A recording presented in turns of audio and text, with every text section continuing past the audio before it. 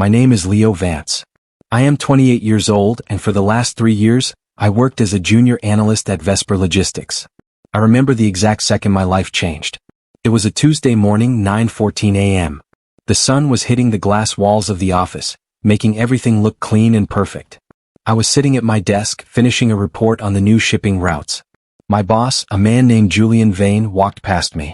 He didn't look at me, but he dropped a blue folder on my desk. "Fix the numbers in section 4, Leo," he said without stopping. "The board needs to see growth, not reality." I opened the folder and felt a cold shiver run down my spine. The real numbers showed we were losing millions because of a leak in the fuel system of our main fleet. Julian had crossed them out with a red pen and written fake, higher numbers next to them. This wasn't just a mistake. It was fraud. I looked up, watching Julian enter his office. He was the kind of man who wore $3,000 suits but wouldn't buy his staff a cup of coffee. I knew then that I was holding a bomb. I spent the next 2 hours staring at those red marks. If I did what Julian asked, I was lying to the investors. If I didn't, I was disobeying my boss. I decided to go to his office to talk about it. I thought maybe he just didn't realize how serious the fuel leak was. I knocked on his heavy oak door. "Come in," he barked. When I stepped inside, the smell of expensive leather and cigars hit me. I held out the blue folder. "Sir, these numbers in section 4, they don't match the warehouse receipts," I said, my voice only shaking a little bit. Julian didn't even look up from his computer. He just pointed a finger at me. "Leo, you are a smart kid. You have a very bright future here. People who ask too many questions usually find themselves stuck in the basement forever." He finally looked at me and his eyes were like chips of ice. "I am telling you to stay quiet for your career. Do you understand me?" The way he said my career made it sound like a threat. He wasn't helping me. He was telling me that he owned my future and could break it. I walked back to my desk, my heart hammering against my ribs like a trapped bird. Everyone else in the office was typing away, oblivious to the fact that our company was built on a foundation of lies. I looked at my computer screen, but the words were blurring. "Stay quiet for your career," Julian had said. It was a classic move. He wanted me to be a partner in his crime so that I could never tell on him later. If I signed off on these fake reports, I was just as guilty as he was. I thought about my rent, my student loans, and the 3 years of hard work I had put into this place. I had stayed late every night. I had skipped vacations.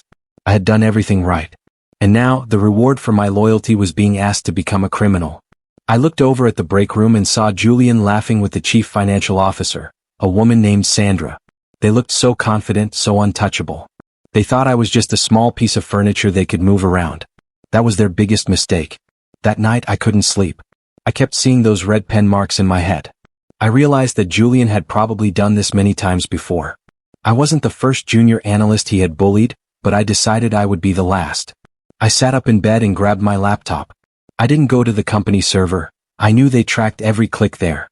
Instead, I started thinking about the physical evidence. Julian was smart, but he was also arrogant. Arrogant people leave trails because they think no one is brave enough to follow them. I remembered the basement archives where the old paper receipts were kept before being shredded. Vesper Logistics still kept paper backups for tax reasons.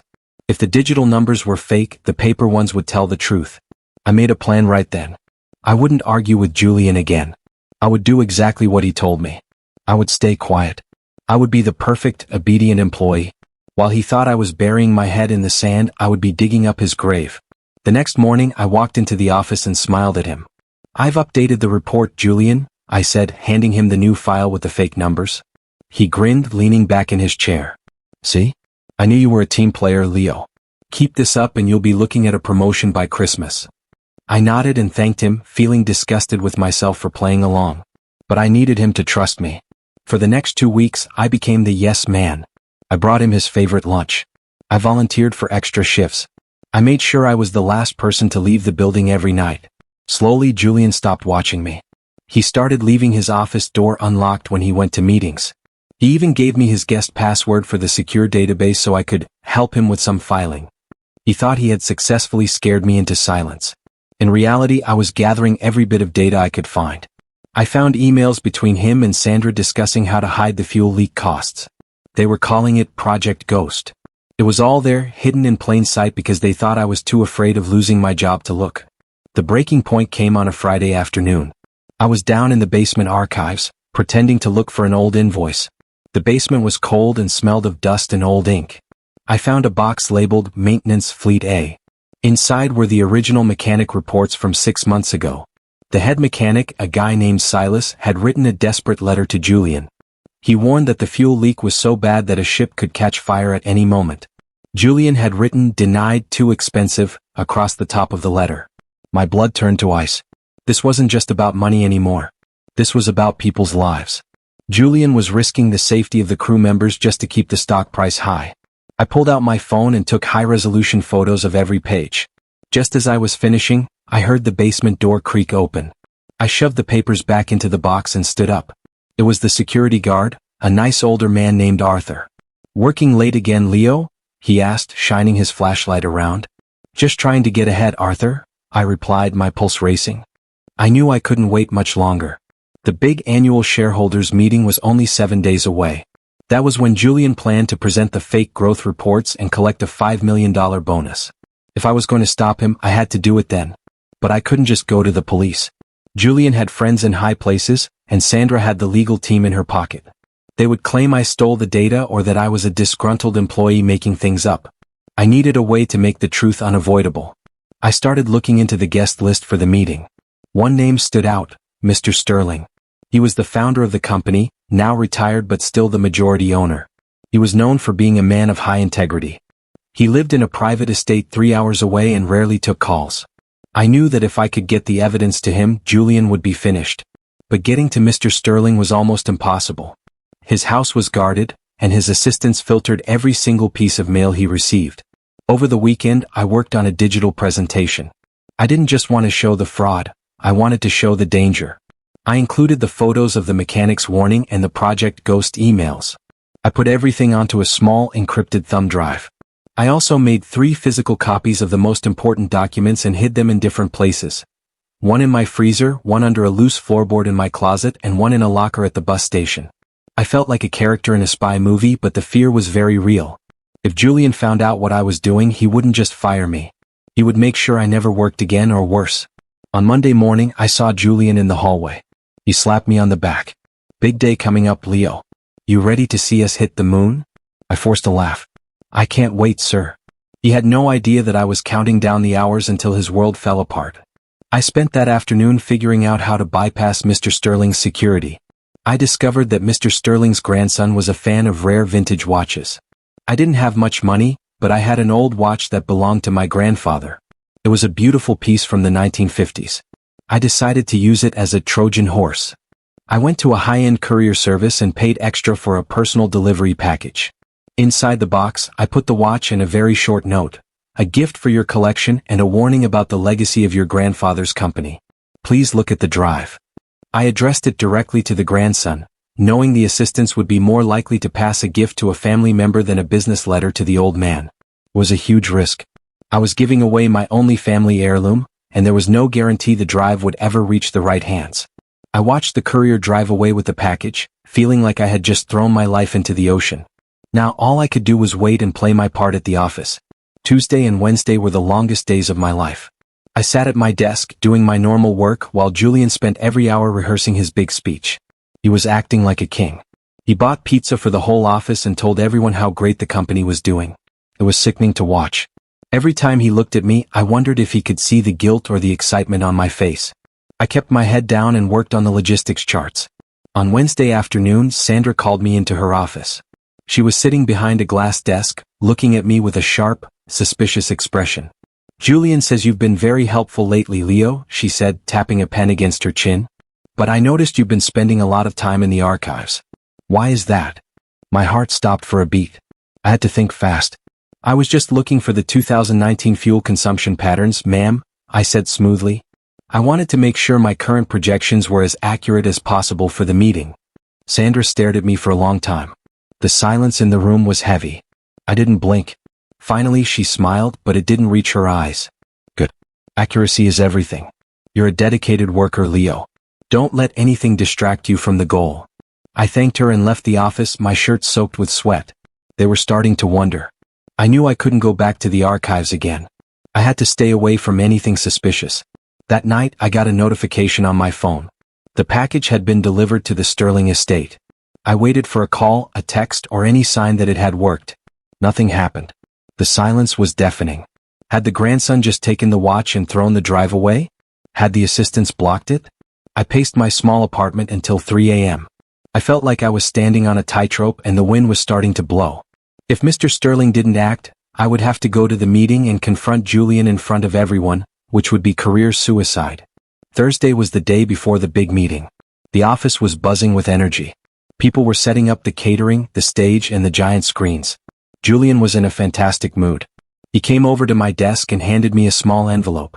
"A little something for your hard work," he whispered. Inside was a check for $5,000. It was a bribe. He was officially paying for my silence. I looked at the check and felt a surge of anger. He thought my integrity was worth $5,000. I tucked it into my pocket and thanked him. "This means a lot, Julian," I said. He nodded and walked away, feeling like he had successfully bought another soul. I went to the bathroom and stared at myself in the mirror. I looked tired, but my eyes were clear. I knew exactly what I had to do. If the Sterling plan failed, I would use the presentation I had prepared on my own laptop. I had a backup plan to accidentally swap Julian's file with mine during the meeting. Friday morning arrived. The grand ballroom of the hotel was filled with hundreds of people in expensive suits. The air smelled of coffee and nervous energy. I was backstage helping with the technical setup. Julian was there looking at himself in a full-length mirror, adjusting his tie. "Today is the day, Leo," he said, his voice full of pride. "The day everything changes." I nodded, my hands shaking as I plugged in the cables. "Yes, sir. Everything changes today." I saw Sandra standing by the curtains talking into her headset. She looked like she was in charge of the world. I checked my bag. My laptop was there, and the thumb drive with the truth was plugged into the side. I looked out at the audience and saw the rows of shareholders. Then my heart skipped a beat. In the very front row, an old man was being wheeled in by a younger man. It was Mr. Sterling and his grandson. My breath caught in my throat. The package had reached them. But whose side were they on? The meeting began. The CEO gave a boring speech about global trends. Then it was Julian's turn. He walked onto the stage with a huge smile. The crowd clapped. He started his presentation, and the giant screen behind him showed beautiful graphs with lines going up and up. He talked about unprecedented growth and efficiency. I stood off to the side watching him lie with such ease. He looked at the slide about the fuel costs, the one with the fake numbers I had typed for him. "Our fleet has never been more cost-effective," he announced. I looked at Mr. Sterling. The old man was leaning forward, his eyes narrowed, watching the screen. He didn't look happy. He looked like a man who knew he was being cheated. Suddenly, Mr. Sterling raised his hand. The room went silent. It was very rare for the founder to interrupt a presentation. Julian stopped talking, his smile faltering for just a second. "Yes, Mr. Sterling? Do you have a question?" Julian asked, trying to sound respectful but clearly annoyed. Mr. Sterling didn't use a microphone, but his voice was loud and clear in the quiet room. "Julian, these numbers don't match the reports I received this morning. Specifically, the maintenance logs for Fleet A." The color drained from Julian's face so fast it was like someone had pulled a plug. He looked toward Sandra, who was suddenly very busy looking at her phone. I'm not sure what you mean, sir," Julian stammered. "These are the official company figures." Mr. Sterling turned to his grandson, who pulled out a laptop and connected it to the main system. Because the grandson was a Sterling, the tech team didn't dare stop him. In a few seconds, my presentation, the real one, appeared on the giant screens. The Project Ghost emails, the mechanic's warning, and the photos of the red-inked fake numbers were displayed for everyone to see. The crowd gasped. People started talking all at once. It was chaos. Julian stood in the center of the stage, frozen under the bright lights like a deer in headlights. The truth was finally out. "Who gave you this?" Julian screamed, losing his cool completely. He turned and looked directly at me. I didn't hide. I walked out from behind the curtain and stood at the edge of the stage. "I did, Julian," I said into the microphone near the podium. My voice sounded steady, and for the first time in weeks, I didn't feel afraid. "You told me to stay quiet for my career. Well, I decided I'd rather have a conscience than a career built on lies." Julian started moving toward me, his face red with rage, but two security guards, hired by Mr. Sterling, not the company, stepped in front of him. Sandra tried to sneak out the back door, but she was stopped by members of the board of directors. The shareholders were shouting for an explanation. Mr. Sterling stood up from his wheelchair, supported by his grandson. He looked at the room and then at me. "Young man, come here," he commanded. I walked down the steps and stood in front of the man who had started it all. Mr. Sterling looked at me for a long time. He held the vintage watch in his hand. "This was a very bold move, Leo," he said. "And a very expensive one." He handed the watch back to me. "Keep your grandfather's watch. You've earned it." I took the watch, my hands trembling with relief. "Thank you, sir," I whispered. Mr. Sterling turned to the audience. "This meeting is over. Julian Vane and Sandra Bell are hereby suspended pending a full criminal investigation. Vesper Logistics will cooperate fully with the authorities." The room exploded into noise again. Reporters were trying to get to the stage, and the board members were scrambling to save their own reputations. I watched as Julian was led away. He looked at me one last time, and his expression wasn't one of anger anymore. It was pure shock. He couldn't understand how someone like me, a small analyst, had managed to take him down. He had underestimated the power of someone who had nothing left to lose but their integrity. The next few weeks were a whirlwind. The police and the SEC moved into the Vesper offices. Every computer was seized and every file was checked. I spent most of my time giving statements to investigators. I wasn't afraid anymore. I told them everything from the first day Julian gave me the folder to the secret meetings in the basement. It turned out that Julian and Sandra had stolen over $15 million through their Project Ghost scheme. They had also ignored dozens of safety violations. The head mechanic, Silas, was finally able to speak out too. He told the investigators that I was the only one who had listened to his warnings. Because I had kept such good records and acted so carefully, the case was airtight. Julian and Sandra were both charged with multiple counts of fraud and conspiracy. The news was everywhere. People were calling me a whistleblower, a hero, and a corporate vigilante. I didn't feel like a hero. I just felt like someone who finally got a good night's sleep. Vesper Logistics almost went bankrupt because of the scandal. The stock price crashed and many people lost their jobs. I felt bad for my coworkers who had done nothing wrong, but I knew the company couldn't continue the way it was. If I hadn't spoken up, a ship would have eventually caught fire and people would have died. About a month after the meeting, I received a call from Mr. Sterling's office. He wanted to see me at his estate. When I arrived, the house was beautiful and quiet, surrounded by green trees. Mr. Sterling was sitting on the porch looking at the view. "The company needs a new direction, Leo," he said.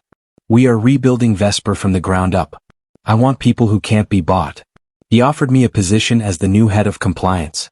It was a huge promotion, the kind of job people work 20 years for. "You'll report directly to me," he added. I was stunned. I had gone from a junior analyst about to be fired to one of the top executives in the company. "I'll take the job, sir," I said. "But on one condition. I want to hire Silas as the new VP of operations. He's the one who tried to warn everyone first." Mr. Sterling smiled. "I like the way you think, Leo. Integrity should be rewarded." I walked away from that meeting feeling like I was in a dream. My career wasn't over. It was just beginning, and this time, it was built on a solid foundation. I went back to the office the next day to pack up my old desk. It felt strange to be back in the room where it all started. Most of the old managers were gone, replaced by people from the Sterling family or outside firms. As I was packing my things, I found the $5,000 check Julian had given me. I hadn't cashed it. I walked over to the break room and pinned it to the bulletin board with a note, "For the Employee Holiday Fund. From Julian Vane." It felt like the perfect way to close that chapter of my life. I realized that Julian was right about one thing: staying quiet is important for your career, but only if you are working for the wrong people. When you work for someone who values the truth, your voice is your greatest asset. My story went viral on social media, and I started getting messages from other young professionals who were being bullied by their bosses. They asked for advice on how to handle similar situations. I always told them the same thing: document everything. Be patient. And never believe that you are too small to make a difference. The thrift store girl and the girl with the trust fund weren't the only ones who had to fight for what was theirs. I had to fight for my name and my soul. I looked at the watch on my wrist, the one that had helped save the company. It was ticking perfectly, a reminder that time eventually reveals everything. You just have to be brave enough to wait for the right moment to speak. A few months later, the trial of Julian Vane began. I had to testify in open court. Julian sat at the defense table looking much older than I remembered. He wasn't wearing his expensive suits anymore. He was wearing a plain gray outfit. When I took the stand, his lawyer tried to paint me as an opportunist who wanted a promotion. "Isn't it true, Mr. Vance, that you only turned in these documents so you could take Mr. Vane's job?" the lawyer asked. I looked at the jury and then at Julian. No, I said clearly. I turned them in because if I didn't, people's lives were at risk. I didn't want his job. I wanted a company I could be proud to work for. The lawyer had no more questions. The jury didn't take long to decide. Julian was sentenced to 10 years in prison. Sandra got 7. As they were being led out of the courtroom, I felt a strange sense of peace. It wasn't about revenge. It was about balance. The world was finally right again. Life at the new Vesper Logistics was completely different. We focused on safety and transparency. We fixed the fuel leaks and we started using green energy for our fleet. The company was smaller, but it was healthy. Silas and I worked together to make sure that every employee, from the janitors to the captains, felt like they could speak up if they saw something wrong. We set up an anonymous tip line that went directly to my office. I made sure that no one would ever be told to stay quiet for their career again. My salary was much higher now, but I didn't spend it on fancy things. I bought a small house near the water and donated a lot of money to a charity that helps protect whistleblowers. I knew how lonely it could be when you are the only one holding the truth, and I wanted to make sure other people had the support they needed. One day I was sitting in my new office, the one that used to belong to Julian. I looked at the desk where he had once dropped that blue folder. It felt like a lifetime ago. I thought about how close I had come to just doing what I was told. If I had listened to him, I would probably still be a junior analyst, living in fear and carrying the weight of his crimes. I realized that the hardest part of the whole journey wasn't stealing the data or going to Mr. Sterling. It was that first moment of deciding to say, no. That one word changed my entire destiny. I opened my drawer and took out a small red pen. I looked at it for a moment and then threw it in the trash. I didn't need red pens to change the reality of my life anymore. I was writing my own story now, and I was using a pen that only wrote the truth. I stood by the window and watched the ships leaving the harbor. They were safe and they were carrying the future of the company. I felt a deep sense of pride. My name is Leo Vance, and I am no longer just a junior analyst. I am a leader, a protector, and a man who kept his word. My boss told me to stay quiet for my career, and I did exactly that. I stayed quiet until I had enough evidence to bring his whole empire down. It was the best decision I ever made. Sometimes, the best way to move forward is to stop and stand your ground. As the sun set over the water, I felt the warmth on my face and smiled. I was 33 years old, and I was finally exactly where I was meant to be. The door to my office was open, and I was ready for whatever came next. The silence in the room was no longer a threat. It was a beautiful, peaceful promise.